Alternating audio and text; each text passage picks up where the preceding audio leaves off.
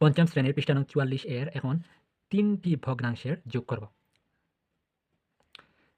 আর প্রথমে হরগুলোর লসাগু নিতে হয়, অর্থাৎ হরগুলো যেহেতু একই সংখ্যা, তাহলে সংক্ষেপে হচ্ছে আমরা একটি টান দিয়ে এটি যেহেতু ৭, আমরা ৭ নিব। কেননা ৩টি ৭-এরই আমরা যদি লসাগু করি তাহলে ৭ই পাবো।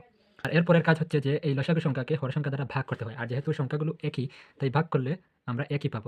আর ১ দ্বারা দুনিয়ার যেকোনো সংখ্যাকে গুণ করলে ওই সংখ্যাই থেকে যাবে। সহজ উপায় হচ্ছে যে একই সংখ্যা থাকলে সেগুলো থেকে আমরা একটি সংখ্যা লিখে দিব, তাহলে লসাগু নেওয়া হয়ে যাবে। আর পরের কাজ হচ্ছে যে উপরের সংখ্যাগুলো হুবহু বসিয়ে দিব, অর্থাৎ ১ + ৩ + ৫। নিচে যেহেতু ৭ আছে ৭ দিব, উপরে হচ্ছে ১ আর ৩ যোগ করলে ৪, আর ৪ আর ৫ হচ্ছে ৯। আমরা এভাবেও রেখে দিতে পারি, বা এটি যেহেতু হর ছোট হয়ে গেছে তাই আমরা এটিকে মিশ্র ভগ্নাংশেও রূপান্তর করতে পারি। অর্থাৎ হর যা আছে তাই লিখে দিব, আর ৭ দ্বারা ৯ কে ভাগ করলে আমরা একবার দিতে পারবো, অর্থাৎ ৭ × ৭, আর ৯ হতে ৭ গেলে অবশিষ্ট থাকবে ২। এই হচ্ছে এই হচ্ছে ৩টি ভগ্নাংশের যোগ করার পদ্ধতি। এখন আমরা ৩টি ভগ্নাংশের বিয়োগ করব। প্রথমে আমরা দেখি তো, প্রথমে আমরা নিচের সংখ্যা অর্থাৎ হরগুলোর লসাগু নিব, আর যেহেতু ৩টি সংখ্যাই হচ্ছে ১১, তাই আমরা সরাসরি ১১ লিখে দিব। আর একই সংখ্যা যদি হয়ে থাকে তাহলে উপরের সংখ্যাগুলো হুবহু বসিয়ে দেব, অর্থাৎ ২০, মাঝে যেহেতু বিয়োগ আছে বিয়োগ দেব, পরে যেহেতু ৭ আছে ৭ দিয়ে পরে বিয়োগ আছে বিয়োগ দিব, এবং শেষে ৮ আছে। নিচে ১১-এর জায়গায় ১১, আর আমরা বিয়োগ করি তো ২০ হতে যদি আমরা ৭ বিয়োগ দিই তাহলে পাবো ১৩, আর শেষে যেহেতু ৮ আছে আমরা ৮ লিখে দেই। আবার নিচে যেহেতু ১১-এর জায়গায় ১১ বসিয়ে দেব, এবং ১৩ থেকে যদি ৮ চলে যায় তাহলে থাকে ৫। আর এই দুটি সংখ্যার মধ্যে কাটাকাটি করাও যাবে না, এবং যেহেতু হর সংখ্যা বড় আছে তাই এটিকে আমাদের মিশ্র ভগ্নাংশে রূপান্তরের প্রয়োজন নেই। ভিডিও স্কিপ বা স্ক্রল করার যে বেমার সেটি ঝেড়ে ফেলুন এবং পুরো ভিডিওটি দেখুন। তাহলে এই ভগ্নাংশের একই সাথে যোগ এবং বিয়োগ আছে সেটি কিভাবে সমাধান করতে পারবেন সেটি শিখতে পারবেন, এবং নিচের হর সংখ্যাগুলোও একই নয়। তাহলে এই ধরনের ভগ্নাংশের যোগ ও বিয়োগ একই সাথে কিভাবে করবেন সেটি শিখতে পারবেন।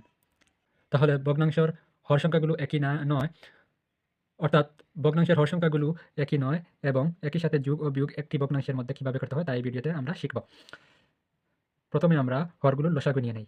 পাশে ৪, ৮ ও ১২-কে আমরা ২ দ্বারা ভাগ দিতে, তো ২ দুগুণে ৪, ২ ৪ গুণে ৮, ২ ৬ গুণে ১২, আবার আমরা ২ দ্বারা দেই, ২ একে ২, ২ দুগুণে ৪, ২ ৩ গুণে ৬। দেওয়ার পর এই সব সংখ্যাগুলোর আমরা গুণ করব, অর্থাৎ ২ দুগুণে ৪, ৪ একে ৪, ৪ দুগুণে ৮, ৮ ৩ গুণে ২৪, অর্থাৎ ৪, ৮ ও ১২ এর লসাগু হচ্ছে ২৪।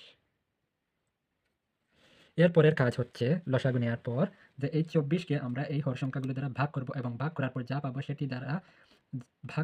পাবো সেই সংখ্যা দ্বারা উপরের ওই ভগ্নাংশের উপরের লব সংখ্যা যা থাকবে তার সাথে গুণ দিব। অর্থাৎ ২৪-কে যদি আমরা ৪ দ্বারা ভাগ দিই তাহলে পাবো ৪ ৬ গুণে ২৪, অর্থাৎ ৬ পাবো, এবং এই ৬ দ্বারা উপরের লব সংখ্যা ৩-কে গুণ করলে পাবো ৬ ৩ গুণে ১৮। পরে যেহেতু যোগ আছে আমরা যোগ দেব।